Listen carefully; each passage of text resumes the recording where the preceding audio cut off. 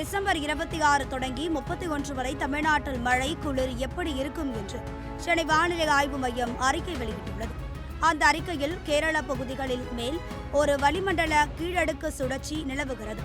இதன் காரணமாக டிசம்பர் 25ஆம் தேதி வட தமிழகம் மற்றும் அதனை ஒட்டிய மாவட்டங்களில் ஒரு சில இடங்களிலும் புதுவை மற்றும் காரைக்கால் பகுதிகளிலும் லேசானது முதல் மிதமான மழை பெய்யக்கூடும். ஏனைய தமிழகத்தில் வறண்ட வானிலை நிலவக்கூடும்.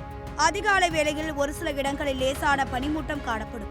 டிசம்பர் 29 தொடங்கி 31 வரை தென்கடலோர தமிழகம் மற்றும் டெல்டா மாவட்டங்களில் ஒரு சில இடங்களிலும் காரைக்கால் பகுதிகளில் லேசானது முதல் மிதமான மழை பெய்யக்கூடும்.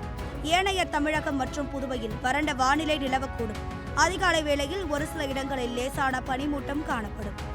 இதற்கிடையே டிசம்பர் 25 தொடங்கி 29 வரை தமிழ்நாடு, புதுவை மற்றும் காரைக்கால் பகுதிகளில் குறைந்தபட்ச வெப்பநிலை ஒரு சில இடங்களில் 2 முதல் 3 டிகிரி செல்சியஸ் இயல்பை விட குறைவாக இருக்கக்கூடும்.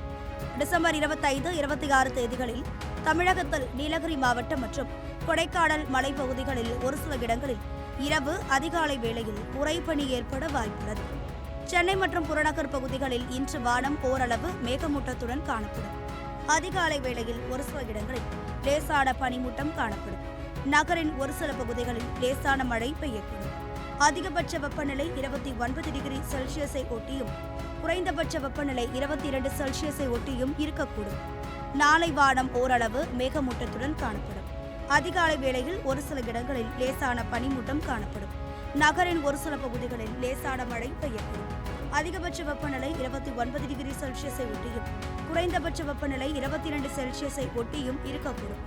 டிசம்பர் 25 தொடங்கி 29ஆம் தேதி வரை தென் தமிழக கடலோர பகுதிகள், மன்னார் வளைகுடா மற்றும் குமரிக்கடல் பகுதிகளில் சூறாவளி காற்று மணிக்கு 45 முதல் 55 கிலோமீட்டர் வேகத்திலும் இடையிடையே 65 கிலோமீட்டர் வேகத்திலும் வீசக்கூடும் என்பதால் மீனவர்கள் அந்த பகுதிகளுக்கு செல்ல வேண்டாம் என்று அறிவுறுத்தப்பட்டுள்ளது.